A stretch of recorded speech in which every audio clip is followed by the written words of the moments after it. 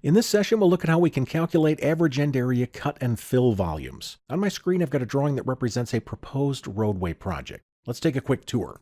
Right here, I've got an existing ground surface called EG. Here we can see the roadway center line. This is called Route 72 prop. This center line was used to define a roadway corridor called Route 72. If I select that corridor and come up and choose corridor surfaces, you can see that I've defined a datum surface for that corridor. Let me close this. I'll press escape to deselect. Let's zoom out and we'll pan over. As you can see, I have generated some cross sections for this roadway design. Right here we can see the corridor itself. This yellow line represents my datum surface. Notice how it wraps around underneath the corridor model.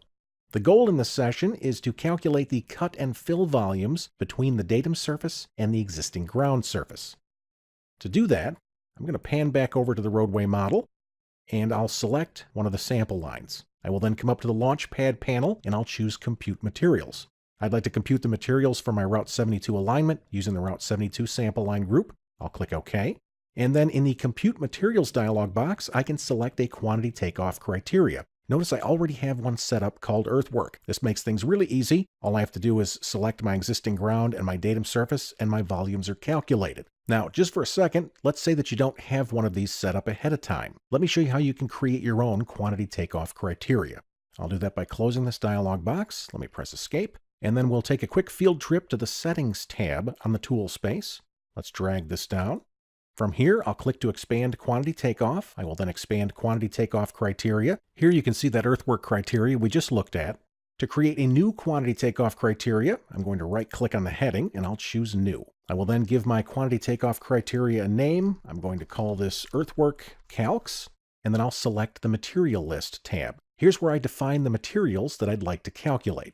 I'm going to click Add New Material. I'm going to call this material Cut, and I'll press Enter. The cut material will have a cut quantity type. If I expand this out, you can see there are some other options. Notice we have a cut factor and a refill factor. I can use these to compensate for expansion or compaction of material. I'm going to keep the defaults for right now. The cut material is going to represent a comparison between two surfaces. As you can see, my data type is set to surface. Let me open the menu here. I'll select my existing ground surface and I will add that.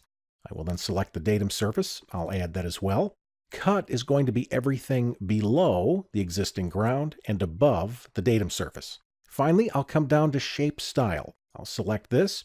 Here's where I can select the style that controls how the cut material is going to look in my cross sections. Let's open the menu. In this case, I've already defined a style called Section Cut, and I'll click OK. Now, to simplify things a little bit, I'm going to click the dash to fold up this material, and we'll create another material. I'm going to call this one Fill. I'll press Enter. The quantity type will be fill. Fill is also a comparison between two surfaces. Let me click to add the datum surface, and then I'll add the existing ground surface. Fill is going to be everything above the existing ground and below the datum surface. Let's go to Shape Style, and I'd like to use my Fill shape style in the cross sections. I'll click OK. At this point, my quantity takeoff criteria is finished. I'll come down and click OK. To compute the materials, I'm going to select a sample line. I'll come back to Compute Materials. We'll compute them using our alignment and sample line group. In the Compute Materials dialog box, I'm going to open this up and I'll choose the new quantity takeoff criteria that we just made. As you can see, very easy. All I have to do is select my existing ground surface in the cut and fill situation. I'm going to click here to set them both. I can do the same thing for the datum. Note that it's going to calculate the volumes using average end area. If I open the menu, you can see there are some additional options. Average end area is perfect for our needs. When I'm finished, I'll come down and click OK. And that's it. The materials have been calculated. They're being stored under a material list. To see the material list, a really quick way is to come back to Compute Materials, and I'll click OK. In the dialog box, we can see the list right here. I'm going to click to give this a more logical name. I'm just going to call this Earthwork Cut and Fill, and I'll press Enter. If I expand this out, you can see this is really just the criteria that we defined earlier. Let's click OK. To see the cut and fill volumes in a tabular form, I can come up to the Launchpad and choose Generate Volume Report. We'll create the report based on our alignment and sample line group using our new material list. Let me click the Open button and I'll select my desired report. I'll choose Earthwork. This is an out-of-the-box report. I'll come down and click Open. I will then choose OK. I'll click Yes to allow the scripts. And then if I drag up and down, we can see the cut and fill areas and volumes on a section by section basis. When I'm finished reviewing the report, I'll click the X to close the browser. I will then press Escape to deselect the sample line. Let's zoom out and we'll pan over.